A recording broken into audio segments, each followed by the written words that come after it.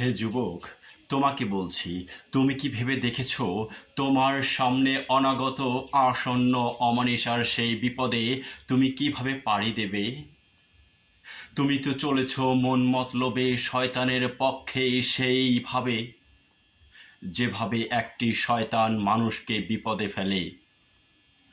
তুমি চলেছ সেই অন্ধকারে, সেই অমানিসার মাঝে, সমুদ্র পথে ঘুটঘুটে অন্ধকারে মাঝিহীন নৌকা নিয়ে। তোমাকে আজ পাড়ি দিতে হবে সেই অমানিসার অন্ধকারের মাঝে সমুদ্র পথ। তুমি কি পারবে সেটা পাড়ি দিতে? তুমি কি চাও তুমি শয়তানের পক্ষ থেকে তুমি হারিয়ে যাও অতল গহ্বরে? তোমাকে ভক্ষণ করুক হায়েনারা, তোমাকে নির্দয়ভাবে নিপীড়িতভাবে অগ্নি প্রজ্বলিত করে জাহান্নামে নিক্ষেপ করা হোক।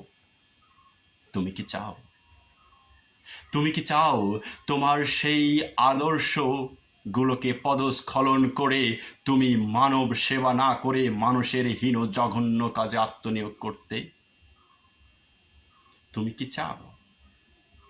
তোমাকে উজ্জীবিত হতে হবে সেই আদর্শ মানুষে, যে আদর্শ মানুষ যুগের পর যুগ, বছরের পর বছর মানুষের কল্যাণে নিহিত রয়েছে। তোমাকে উজ্জীবিত হতে হবে সেই সকল মানুষের আদর্শে যারা পথ চলেছে সঠিক পথে, যারা চলেছে অনন্তকাল ধরে, যারা চিরস্মরণীয় হয়ে রয়েছে মানুষের মাঝে, যারা চিরস্মরণীয় হয়ে আছে ইতিহাসেই। তোমাকে আজ শপথ নিতে হবে হে যুবক, তোমাকে শপথ নিতে হবে। হে সৃষ্টিকর্তা, আমাকে শক্তি দিন, আমি যেন সেই সব আদর্শ মানুষের পথে হাঁটতে পারি, নিজের জীবনকে উন্নত করতে পারি এবং মানুষের কল্যাণে আত্মনিয়োগ করতে পারি। এই আদর্শই হোক আমাদের প্রত্যেকের স্বপ্ন, এই আদর্শই হোক আমাদের প্রত্যেকের জীবনের বাস্তব চিত্র। জয় হিউম্যানিটি।